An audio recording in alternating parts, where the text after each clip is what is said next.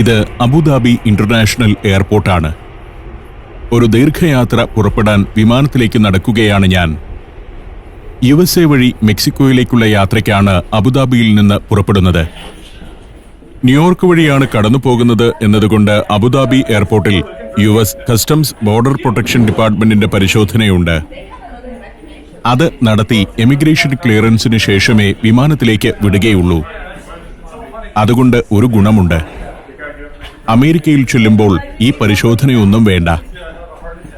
ഒരു ഡൊമസ്റ്റിക് വിമാനത്തിൽ നിന്നെന്ന പോലെ ഇറങ്ങിപ്പോകാം.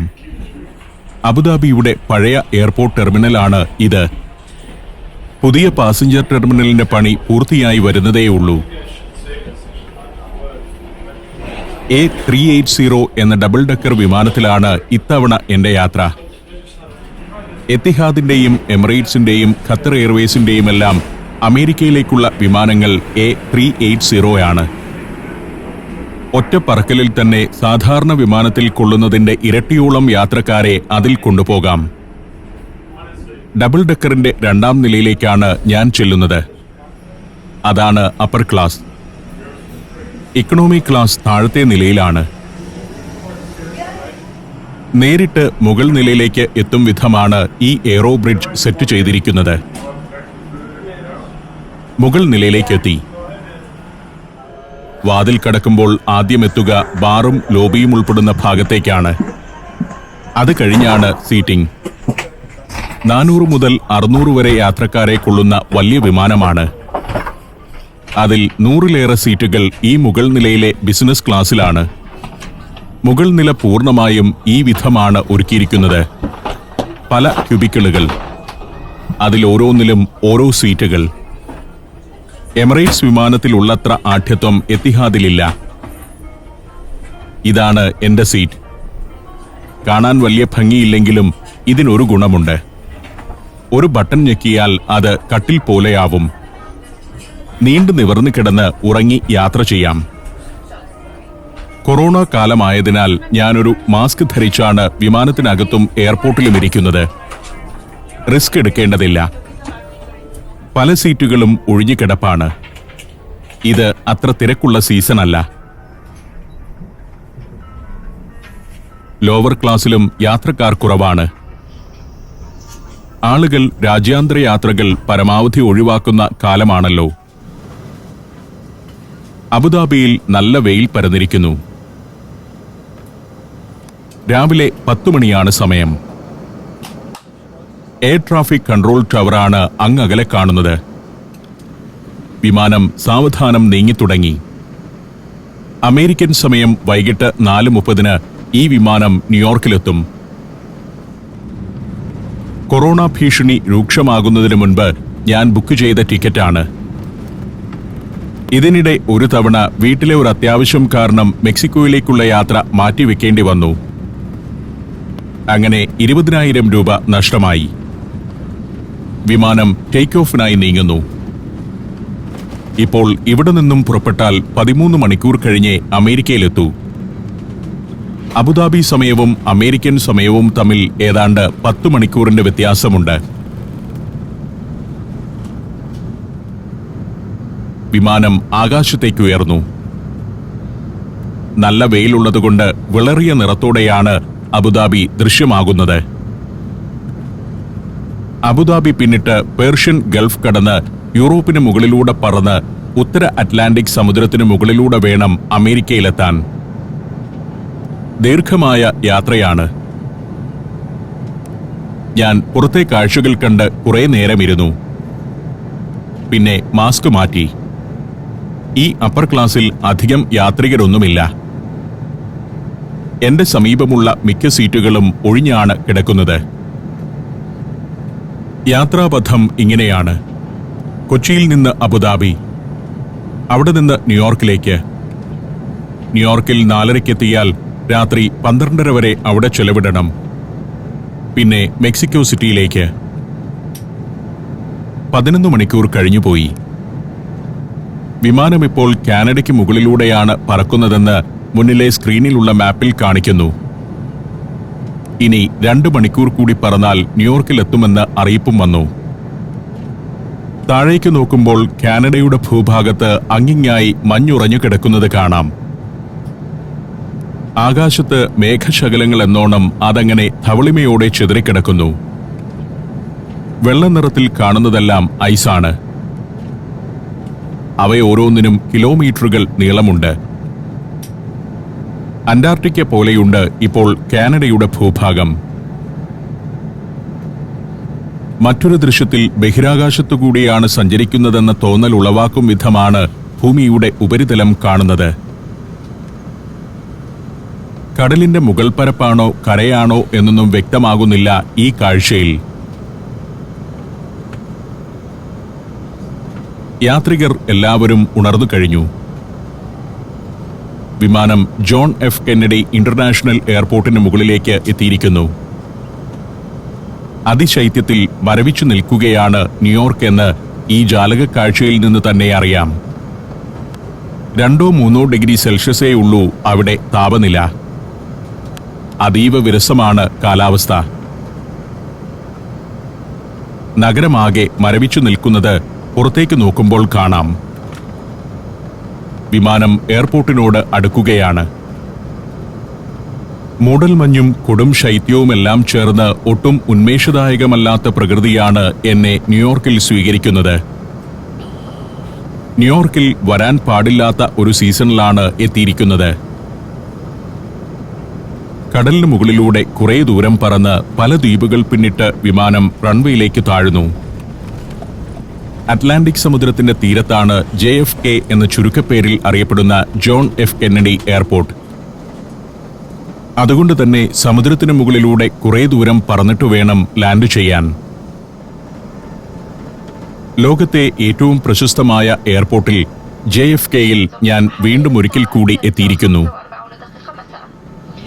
പഠിക്കുന്ന കാലം മുതൽ കേൾക്കുന്നതാണ് JFK എയർപോർട്ടിന്റെ നാമം. വലിയൊരു സ്വപ്ന സാക്ഷാത്കാരം പോലെ 2007 ഞാൻ ആദ്യമായി അമേരിക്കൻ വിസയുമായി ഈ എയർപോർട്ടിൽ ഇറങ്ങുന്നത്. അത് ഒരു ഏപ്രിൽ മാസമായിരുന്നു. മഞ്ഞുകാലം കഴിഞ്ഞ സമയം. എങ്കിലും ചെറിയ തണുപ്പുണ്ടായിരുന്നു. ലോകത്തെ ഏത് വിമാന കമ്പനിയും ഇന്റർനാഷണൽ വിമാന കമ്പനി എന്ന് അംഗീകരിക്കപ്പെടുക ഈ JFK എയർപോർട്ടിലേക്ക് വിമാനം ഒന്ന് പറത്തി കഴിയുമ്പോഴാണ്.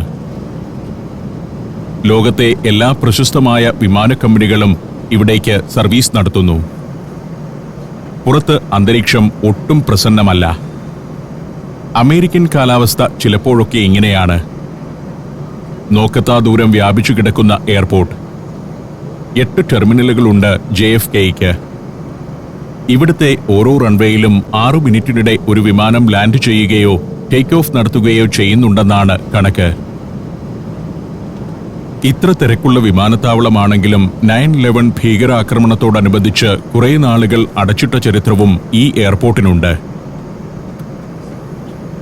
ഇപ്പോൾ വീണ്ടും കൊറോണ കാലത്ത് ഞാൻ നാട്ടിൽ തിരികെ എത്തിയതിനു ശേഷം അറിയുന്നു ഈ വിമാനത്താവളത്തിൽ നിന്നുള്ള വിമാനങ്ങൾ പലതും പറക്കൽ നിർത്തിവെച്ചിരുന്നു എന്ന്. കൊടും ശൈത്യനാളുകളിലും പ്രകൃതി ദുരന്തങ്ങൾ ഉണ്ടാവുമ്പോഴും ഈ വിമാനത്താവളം അടച്ചിടാറുണ്ട്. ന്യൂയോർക്കിൽ കനത്ത മഞ്ഞുവീഴ്ച ഉണ്ടാവുമ്പോഴും വലിയ ചുഴലിക്കൊടുങ്കാറ്റുണ്ടാവുമ്പോഴുമൊക്കെ ഇത് അടച്ചിട്ടിട്ടുണ്ട്. ഞങ്ങൾ എത്തുന്നതിന് മുൻപ് തന്നെ എമിറേറ്റ്സിന്റെ ഒരു 380 വിമാനം ഇവിടെ വന്നിട്ടുണ്ട്. എമിറേറ്റ്സിന്റെ 2-3 വിമാനങ്ങൾ ഇവിടേക്ക് പ്രതിദിന സർവീസ് നടത്തുന്നുണ്ട്. 8 ടെർമിനലുകളിലായി 128 ഗേറ്റുകളുണ്ട് ഈ വിമാനത്താവളത്തിൽ. 7 കോടിയോളം യാത്രക്കാരാണ് ഓരോ വർഷവും ഈ എയർപോർട്ടിലൂടെ കടന്നുപോകുന്നത്. ലോകത്തെ പ്രമുഖമായ എല്ലാ രാജ്യങ്ങളിലേക്കും ഇവിടെ നിന്നും സർവീസുകളുണ്ട്. ഇവിടെ കാണുന്ന എയർലൈനുകളുടെ ബാഹുല്യം തന്നെ അതിന് തെളിവാണ്. ടെർമിനൽ 4ലേക്കാണ് ഞങ്ങളുടെ വിമാനം അടുക്കുന്നത്. ഇവിടുത്തെ ATC ടവറും മറ്റും വളരെ പ്രശസ്തമാണ്. ഗൾഫ് മേഖലയിൽ നിന്നും സിംഗപ്പൂരിൽ നിന്നും ഈജിപ്തിൽ നിന്നുമെല്ലാമുള്ള വിമാനങ്ങൾ വന്ന് കിടക്കുന്നു. 4900 ഏക്കറിൽ വ്യാപിച്ചു നിൽക്കുന്ന എയർപോർട്ടാണ്. അതിൽ 880 ഏക്കർ ഭാഗം സെൻട്രൽ ടെർമിനൽ ഏരിയയാക്കിയിരിക്കുന്നു. എയർപോർട്ടിന്റെ ഒരു ഭാഗം US സൈന്യത്തിന്റെ ഉപയോഗത്തിനുള്ളതാണ്. വിമാനം നിശ്ചലമായി. Morocco, north Macedonia, Kazakhstan, Zambia, Zimbabwe. സഞ്ചാരം പെൻഡ്രൈവ് വോളിയം നമ്പർ 21. അപൂർവ ദൃശ്യയാത്രാ വിവരണ ശേഖരം ഉടൻ സ്വന്തമാക്കാൻ സഞ്ചാരം എന്ന് SMS ചെയ്യൂ. ഫോൺ 9995444222. മറ്റു യാത്രികർക്ക് പിന്നാലെ പുറത്തേക്കിറങ്ങാനായി വാതിൽ തുറക്കുന്നതും കാത്ത് നിന്നു. ഇതേ കാര്യങ്ങളെല്ലാം ഇപ്പോൾ താഴത്തെ നിലയിലും നടക്കുന്നുണ്ടെന്ന് ഓർക്കണം. ഇവിടെ ഓരോ സീറ്റും പ്രത്യേക ക്യൂബിക്കിളുകളിലാണ്. താഴത്തെ നിലയിലാവട്ടെ നിരന്ന സീറ്റുകളാവും. അതിനാൽ അവിടെ കൂടുതൽ യാത്രികരുമുണ്ടാവും. 600 ആളുകളെ വരെ ഉൾക്കൊള്ളുന്നതാണ് A380 വിമാനങ്ങൾ. ഓരോ വിമാന കമ്പനിയുടെയും ആവശ്യാനുസരണമാണ് നിർമ്മാതാക്കൾ സീറ്റുകൾ സജ്ജമാക്കുക. അതുകൊണ്ട് തന്നെ ഓരോ വിമാനത്തിലും സീറ്റുകളുടെ എണ്ണം വ്യത്യസ്തമായിരിക്കും. ഇത് അപ്പർ ക്ലാസിന്റെ ലോബിയും ബാറുമെല്ലാം ചേർന്ന ഭാഗമാണ്. ഞാൻ ടെർമിനൽ 4 ഇറങ്ങിയെത്തി. കസ്റ്റംസ് എമിഗ്രേഷൻ നടപടികൾ അബുദാബിയിൽ പൂർത്തിയായിരുന്നതുകൊണ്ട് ഇവിടെ ഇനി പരിശോധനകളൊന്നുമില്ല. നേരെ പുറത്തേക്ക് നടക്കാം. പരിശോധനകളെല്ലാം അബുദാബിയിൽ വെച്ച് കഴിഞ്ഞിരിക്കുന്നു. ശരിക്കും ഈ യാത്രയിൽ എനിക്ക് അമേരിക്കയിൽ ഇറങ്ങേണ്ടതില്ല. പക്ഷേ ഇറങ്ങാനാണ് എന്റെ തീരുമാനം. നേരം 4:30 കഴിഞ്ഞിട്ടേയുള്ളൂ. പുറത്തിറങ്ങുന്നില്ലെങ്കിൽ ഇനിയൊരു 6 മണിക്കൂർ എയർപോർട്ടിൽ വെറുതെ ഇരിക്കണം. അമേരിക്കയിൽ ഇറങ്ങുന്നില്ലെങ്കിലും ഇതുവഴി കടന്നുപോകുന്ന എല്ലാ യാത്രക്കാരും എമിഗ്രേഷൻ കസ്റ്റംസ് പരിശോധനകൾക്ക് ശേഷമേ യാത്ര തുടരാൻ പാടുള്ളൂ. ആ പരിശോധനകൾ പൂർത്തിയാക്കി വീണ്ടും ചെക്ക് ഇൻ ചെയ്തു വേണം അടുത്ത വിമാനം പിടിക്കാൻ. ട്രാൻസിറ്റ് യാത്രക്കാരാണെങ്കിലും അവർക്കും അമേരിക്കൻ വിസ വേണമെന്ന് അർത്ഥം. ബ്രിട്ടനിലും അങ്ങനെയാണ്. ഈ രാജ്യങ്ങളിലൂടെ കടന്നു പോകുന്നുണ്ടെങ്കിൽ ഇവിടുത്തെ വിസ വേണം. ഞാനിവിടെ പുറത്തൊന്നിറങ്ങാൻ തീരുമാനിച്ചു. എന്റെ ഒരു ബന്ധുവീട് ഇവിടെ അടുത്തുണ്ട്. എന്റെ ഭാര്യയുടെ സഹോദരിയും കുടുംബവും ഇവിടെയാണ് താമസിക്കുന്നത്. ഇവിടെ അടുത്തുള്ള ഫ്ലോറൽ പാർക്ക് എന്ന സ്ഥലത്ത്. അവിടെ ഒന്ന് പോകണം. ബന്ധുക്കളെ സന്ദർശിച്ച് ഒന്ന് കുളിച്ച് അത്താഴം കഴിച്ചു വരാനുള്ള നേരമുണ്ട്. ഭാര്യാ സഹോദരിയുടെ ഭർത്താവ്, അതായത് ചേട്ടൻ, കാറുമായി വരും. ഇതാ അദ്ദേഹം എത്തിക്കഴിഞ്ഞു. എന്റെ ആദ്യകാല സഞ്ചാരത്തിന്റെ പ്രേക്ഷകർക്ക് ഇദ്ദേഹം പരിചിതനായിരിക്കും. കുര്യച്ചൻ. 2007 എന്റെ ആദ്യ അമേരിക്കൻ സഞ്ചാരത്തിലും ഇദ്ദേഹം ഇതുപോലെ കാറുമായി വന്ന് എന്നെ സ്വീകരിക്കുകയും ന്യൂയോർക്കിന്റെ കാഴ്ചകളിലേക്കെല്ലാം കൊണ്ടുപോവുകയും ചെയ്തിരുന്നു. അതിനുശേഷം പലതവണ ഞാൻ കുര്യച്ചന്റെ വീട്ടിൽ വന്ന് താമസിച്ചിട്ടുണ്ട്. കൊടും ശൈത്യമാണ് ന്യൂയോർക്കിൽ. 2-3 ഡിഗ്രി സെൽഷ്യസേ ഉള്ളൂ താപനില. കൂടാതെ മഴയും. ഇന്ന് വെള്ളിയാഴ്ചയുമാണ്. ആളുകൾ വീടുകളിലേക്ക് മടങ്ങുകയും വീക്കെൻഡ് ആഘോഷിക്കാൻ പുറപ്പെടുകയും ചെയ്യുന്ന നേരമാണ്. എയർപോർട്ടിന്റെ ഭാഗത്തെ റോഡായതിനാലാണ് ഇവിടെ വലിയ തിരക്കില്ലാത്തത്. മെയിൻ ഹൈവേയിലേക്ക് കയറിക്കഴിഞ്ഞാൽ സ്ഥിതി മാറുമെന്നാണ് കുര്യച്ചൻ പറയുന്നത്. ന്യൂയോർക്കിന്റെ പ്രാന്തങ്ങളെല്ലാം കൊടും ശൈത്യത്തിൽ വിറങ്ങലിച്ചു നിൽക്കുകയാണ്. ഈ ദൃശ്യങ്ങൾ കാണുമ്പോൾ തന്നെ അത് മനസ്സിലാവും. ഹൈവേയിലേക്ക് കയറിയതോടെ കുര്യച്ചൻ പറഞ്ഞത് തന്നെ സംഭവിച്ചു. പാതയിൽ വാഹനത്തിരക്ക്. സ്ലോ ട്രാഫിക്കാണ്. വെള്ളിയാഴ്ച വൈകിട്ടാണ് നഗരത്തിൽ നിന്ന് പുറത്തേക്ക് പോകാൻ ഏറ്റവും വാഹനത്തിരക്കുണ്ടാവുക. വീടുകളിൽ മനുഷ്യരും ജീവിതവുമുണ്ടെങ്കിലും ആരും പുറത്തിറങ്ങില്ല. കൊടും ശൈത്യവും മഴയുമെല്ലാം ചേർന്ന് ഏറ്റവും ദുസ്സഹമായ കാലമാണിത്. വീടുകളും മരങ്ങളുമെല്ലാം തണുത്ത് മരവിച്ചു നിൽക്കുകയാണ്.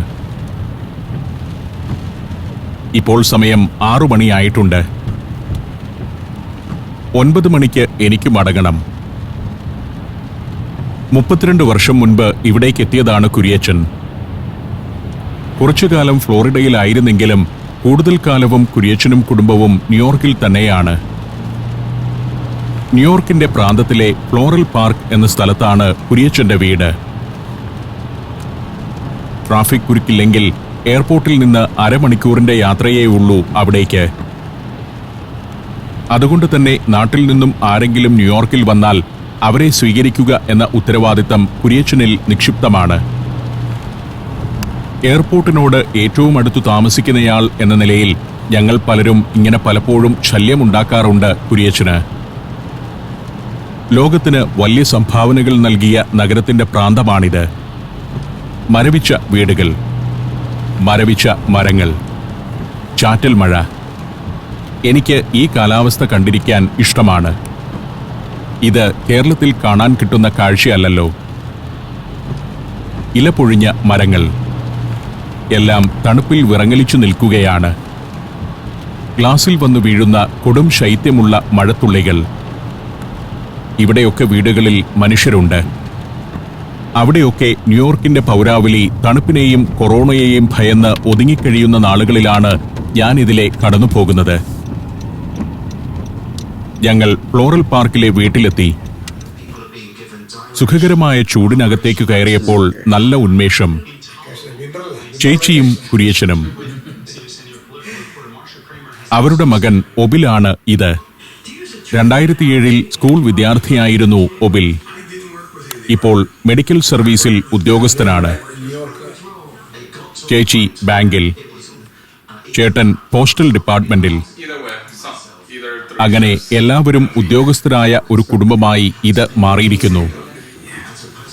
നല്ല ജോലിയുള്ളവർക്ക് മാത്രമേ സാധാരണയായി ന്യൂയോർക്കിൽ താമസിക്കാനാവൂ. ടിവിയിൽ തെളിയുന്നത് കൊറോണ വാർത്തകളാണ്. വീട്ടുകാരെല്ലാം പേടിച്ചിരിക്കുന്ന ദിനങ്ങൾ.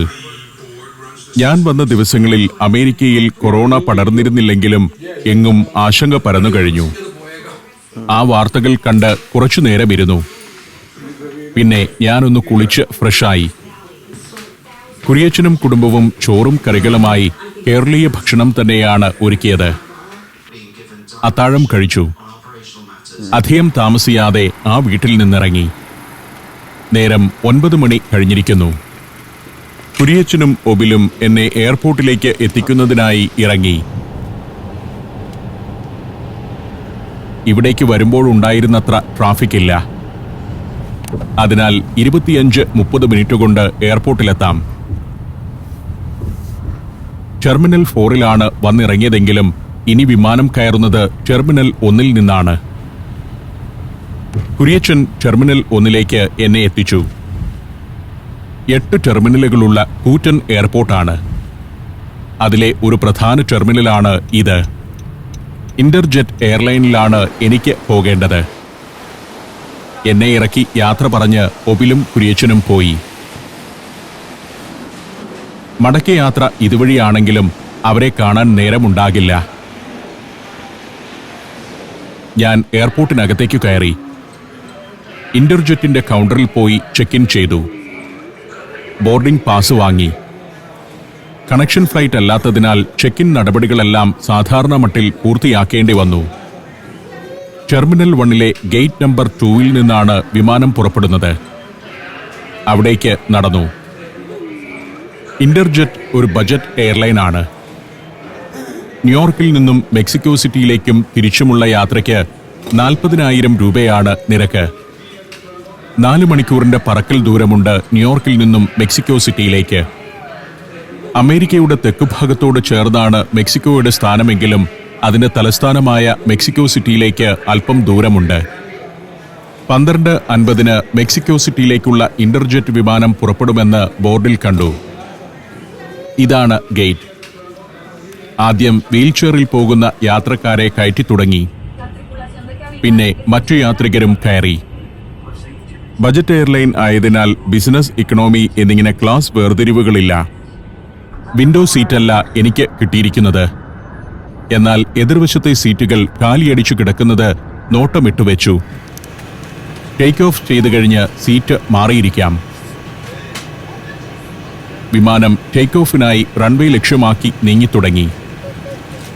വളരെ കഷ്ടപ്പെട്ടാണ് ഇപ്പോൾ ഈ പുറത്തെ കാഴ്ചകൾ ഷൂട്ട് ചെയ്തെടുക്കുന്നത്. JFKയുടെ ടെർമിനൽ ബിൽഡിംഗുകൾ പുറത്തു കാണാം. ഇരുട്ടിൽ കൊടും ശൈത്യത്തിൽ മരവിച്ചു നിൽക്കുകയാണ് എയർപോർട്ട്. 365 ദിവസവും 24 മണിക്കൂറും പ്രവർത്തിക്കുന്ന വിശ്രമമില്ലാത്ത എയർപോർട്ടാണ്. വിമാനത്തിൽ നിറയെ യാത്രക്കാരില്ല. പാതിയോളം സീറ്റുകൾ ഒഴിഞ്ഞുകിടപ്പുണ്ട്. വിമാനം റൺവേയിലേക്ക് കയറി ടേക്ക് ഓഫ് ചെയ്യുന്നതും കാത്ത് പുറത്തെ കാഴ്ചകളിൽ മുഴുകി ഞാനിരുന്നു.